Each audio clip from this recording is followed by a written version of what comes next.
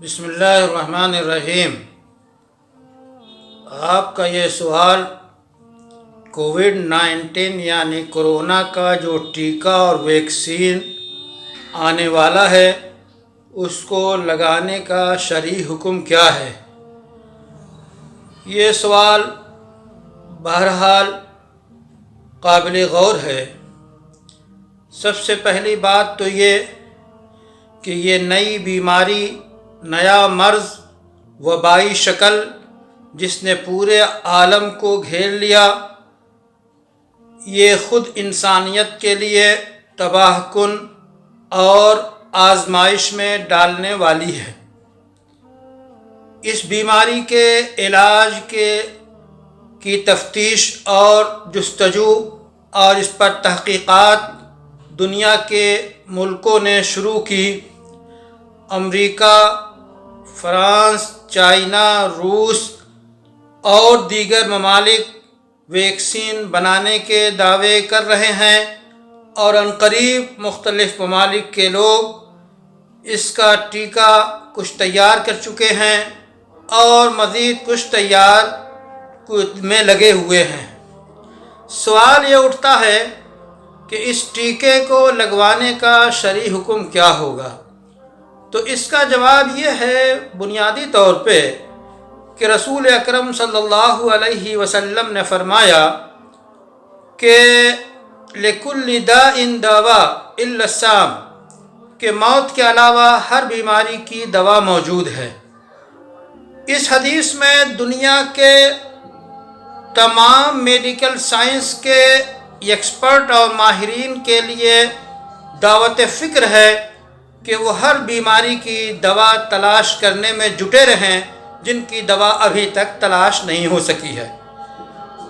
انہی میں سے یہ بیماری کووڈ-19 یا کورونا، اس کا ٹیکہ ایجاد کرنے کا دعویٰ کیا گیا ہے۔ تو اب اس کو لگانے کا کیا حکم ہوگا؟ تو شرعی حکم لگانے کے لیے ضروری ہے کہ علماء شریعت سب سے پہلے اس بات سے واقف ہوں کہ جو ویکسین، جو ٹیکہ، جو محلول، جو دوا ہے، اس کے اجزاء کیا ہیں، کن کن چیزوں سے اسے تیار کیا گیا ہے، اب وہ چیزیں حلال ہیں کہ حرام ہیں کہ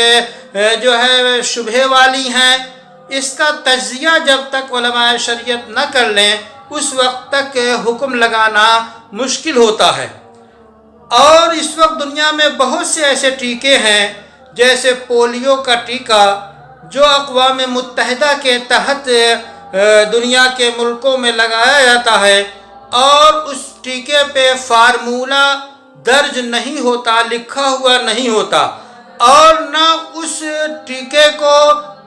پولیو کی دوا کو کسی لیبارٹری میں ٹیسٹ کرا کے اس کی تحریری رپورٹ لی جا سکتی۔ ایسے میں اس میں کیا ہے محلول میں، ایک مفتی، ایک عالم کو کیسے پتہ چلے گا؟ تو جب پولیو کے ٹیکے کا یہ حال رہا ہے تو اب یہ جو ٹیکہ اور ویکسین کووڈ-19 کا آیا ہے یا آیا چاہتا ہے،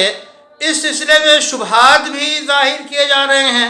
جیسا کہ بعض تحریریں ایسی لوگ کہتے ہیں کہ اس میں کوئی ایسی چپس ہوگی جو انسان کے اندر جا کے اس کے دماغ کو کنٹرول کرے گی۔ تو اس طرح کے شبہات کو جب تک تحقیقات کے ذریعہ یقینی یا غالب ظن تک نہ پہنچا جائے تو شبہات ہیں۔ عالمی بیماری ہے، عالمی علاج تلاش کیا جا رہا ہے، اس واسطے میڈیکل سائنس کے ماہرین، معالجین، محققین اور ڈاکٹروں پہ جیسا کہ دیگر امراض کے علاج میں اعتماد کرتے ہیں، اسی طرح اس سلسلے میں بھی اعتماد کیا جانا چاہیے۔ جب تک کہ بالکل واضح طور پہ کوئی ایسی بات سامنے نہ آ جائے کہ جو شریعت کے کھلم کھلا خلاف ہو۔ حقیقت تو یہ ہے کہ عالم اسلام کا باقاعدہ میڈیکل سائنسی بورڈ ہوتا، لیبارٹری ہوتی جو ہر طرح کی دواؤں کی تحقیق کرتے تجزیہ کرتی اور وہ رپورٹ لگاتی۔ بہت سے مسلم ممالک میں اس طرح کی چیزیں محدود پیمانے پہ ہیں، لیکن عالمی طور پہ ایسا بورڈ کہ تمام ادویہ دواؤں اور ٹیکوں کا تجزیہ کرنے کے بعد پھر اس پہ عالمی حکم لگایا جائے شرعی طور پہ، یہ ہونا چاہیے۔ لیکن جب تک ایسا نہیں ہے، اب تک ہم میڈیکل جو ہے سلسلے کے ماہرین اور معالجین اور ڈاکٹروں پہ، ان کی مہارت پہ اور مختلف ملکوں کے جو ہے محکمہ صحت کے ماہرین پہ ہم اعتماد کر کے ان دواؤں کو استعمال کرتے رہے ہیں، تو ظاہر ہے جب تک کوئی کلم کلا واضح حکم یہ نہ آ جائے کہ اس میں کیا ایسی چیز ہے جو مناسب نہیں ہے، اس وقت تک اس کے عدم جواز کا فتویٰ کہیں سے